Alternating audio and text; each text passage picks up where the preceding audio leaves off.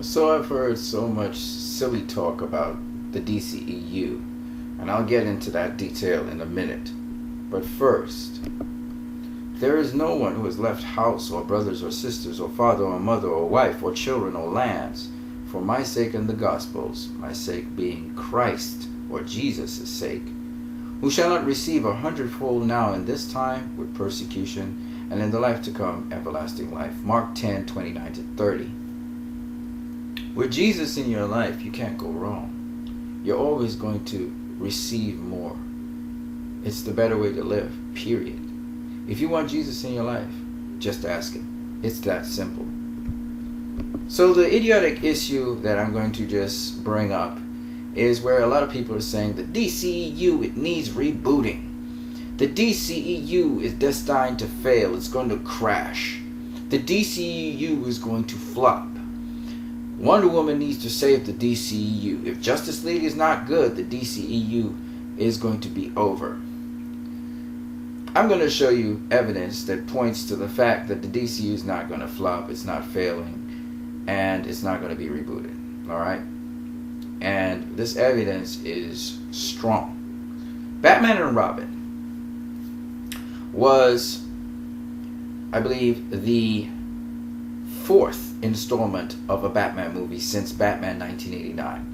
There was Batman 1989 with Michael Keaton, Tim Burton. There was Batman 1992, that's Batman Returns, with Michelle Pfeiffer, Danny DeVito, Christopher Walken, and Michael Keaton, another Tim Burton movie. Then there was Batman 1995, known as Batman Forever, with Val Kilmer,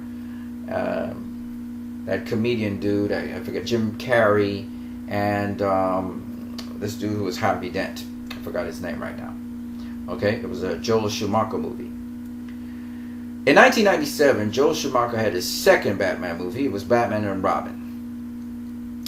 All the movies before those Batman movies, since Tim Burton's Batman 1989, had been successful financially at the box office.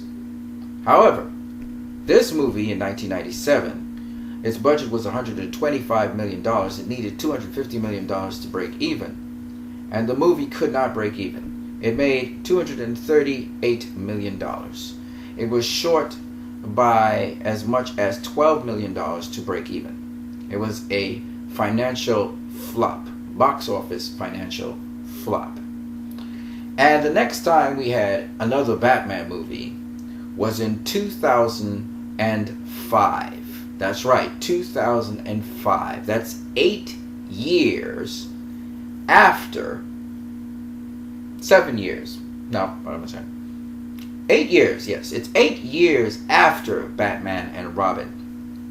And it was a reboot, and it was by Christopher Nolan.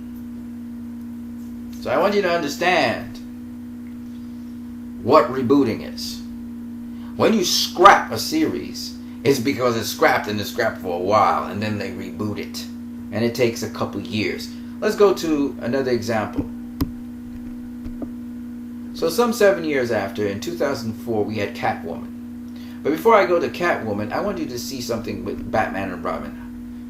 This is the reason why a film would be rebooted.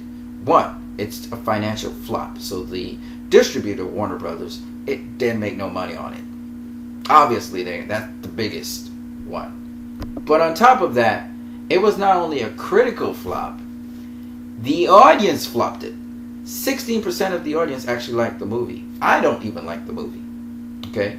I can't go through the whole movie. I just can't. I don't like the movie. And I am just one of many. 84% of the people who watched this movie, at least who came and commented on Rotten Tomatoes, don't like that movie. Alright? Catwoman, some 7 years after, was launched by Warner Brothers. That had a budget of $100 million. It couldn't even make $100 million. It couldn't even make its budget. Financial flop. Okay? And we haven't heard about a Catwoman movie since. Okay? We heard of Catwoman in Christopher Nolan's 2012 Batman, and that Catwoman was nothing like the Catwoman in Catwoman. Halle Berry. Alright? Just so you would understand when we talk about rebooting characters or rebooting movies. 2012, 8 years after Catwoman. You get what I'm saying? So, whenever you talk about rebooting a franchise or that it needs rebooting, you're saying that that franchise, one, was a financial flop to the distributor, and two, not only do the critics not like the movie, but the audience hates it. 18% of the people liked Catwoman. Get what I'm saying? Let me translate that for you. 82% of the people did not like Catwoman that watched it, according to Rotten Tomatoes. 84% of the people did not like Batman and Robin, and I am one of them. Back in 1997. Let me say this again. 8 years passed before there was another Batman movie. We had regular Batman movies. We had one in 89, 3 years later, 92, 3 years later, 95, 2 years later, 97. And then, for 8 years, there wasn't a Batman movie. People were still trying to erase from their minds Batman and Robin. Catwoman came on the scene in 2004. And guess what? We didn't see another Catwoman in a movie until 2012. 8 years after Catwoman. The DCEU is going nowhere. It's going nowhere. It'll be here for as long as Warner Brothers wants it to be. Why? I'll show you in a minute. Elektra. Elektra was a movie that came out in 2005, the same year that Batman Begins came out. And Elektra comes off the heels of Daredevil, which was barely fiscally able to make its budget that it was supposed to make. It made the production budget and it is able to cover marketing. It was not profitable in any way. And out of that, for some reason, Fox thought that they would use this Marvel character Elektra and make a movie. A female hero movie. Anti-hero movie. Hero, anti-hero. Elektra had a budget of $43 million. Needed $86 million to break even and could only pull up $57 million. It was a box office flop. And, once again, not only was it a critical flop, which, is something that's bad, but it also was a flop by the audience. The audience did not like it. It wasn't hated as much as Catwoman. It wasn't hated as much as Batman and Robin. But it was hated nonetheless. Okay.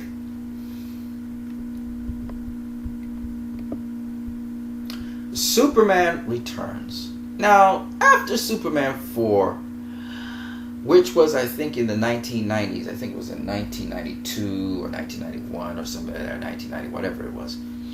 After that, there wasn't a Superman movie for years. I mean, for years. I'm talking about over 10 years, 12 years. It was not a Superman movie. Superman 4 was so bad. And it was a financial flop, by the way. It was so bad that Warner Brothers didn't even try to touch Superman for years. Then the reboot came, Superman Returns.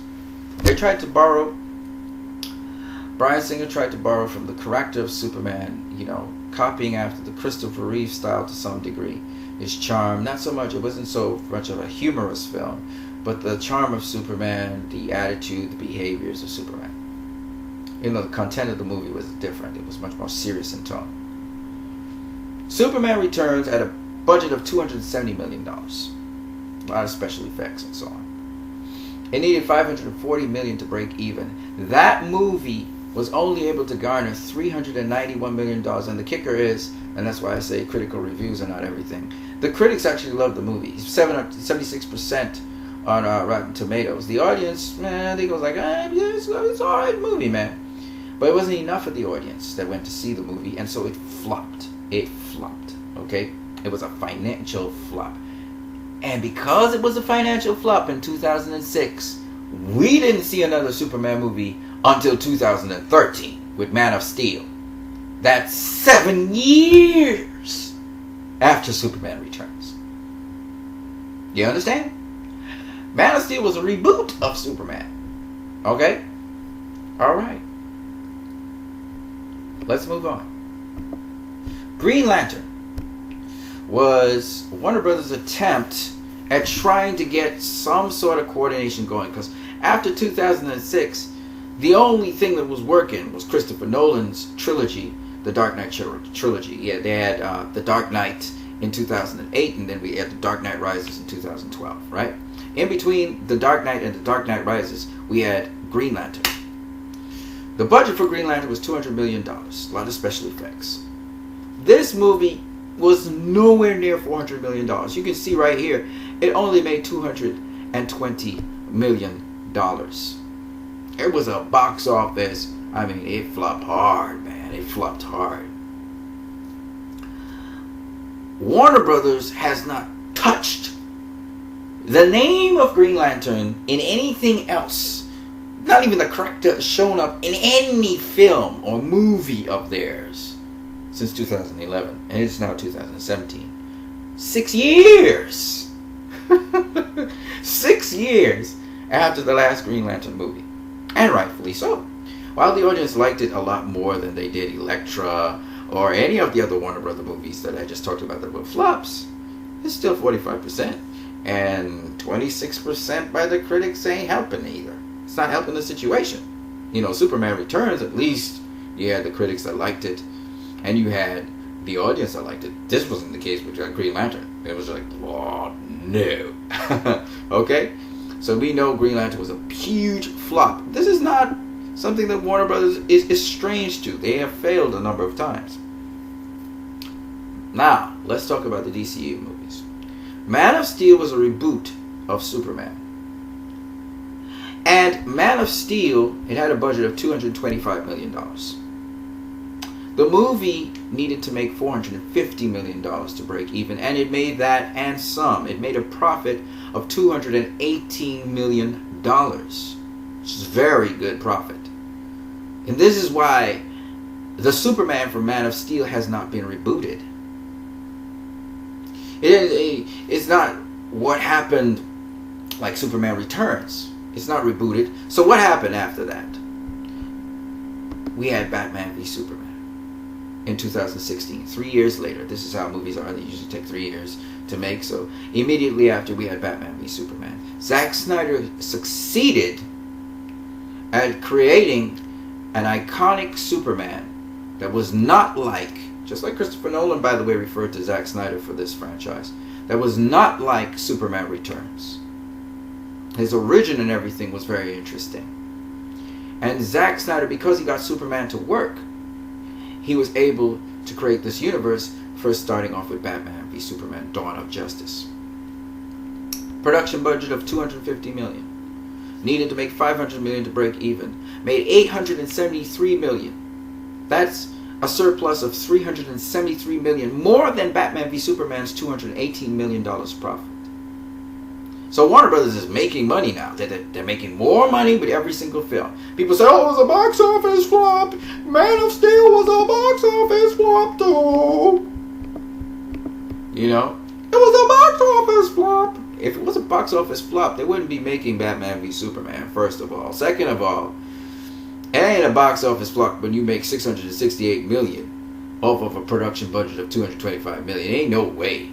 Then they said, oh, well, you know, Superman, he's huge. They should have made more money because it was Superman. Well, if that was the case, then Warner Brothers wouldn't have flopped on Superman Returns, which the critics liked and the people liked. But it flopped. How did it manage to flop? Okay, then. Batman v Superman, $873 million. Oh, it should have made $1 billion. It flopped. I'll say this, it flopped critically, but that doesn't mean much, because the audience liked it. And because the audience liked it, bam, it made a ton of money and a profit for Warner Brothers, and they're happy like pappy, because it didn't flop like the Batman film, like the Catwoman film that took them 8 years before you could talk about Catwoman. 8 years before you could talk about another Batman film. Okay? And as we all know, it took another 7 years before we could talk about Superman. So they were elated that Batman v Superman made a profit more than Man of Steel. Okay? So they ain't rebooting those. So in fact, what happened was, instead of scrapping Suicide Squad came just a couple months after.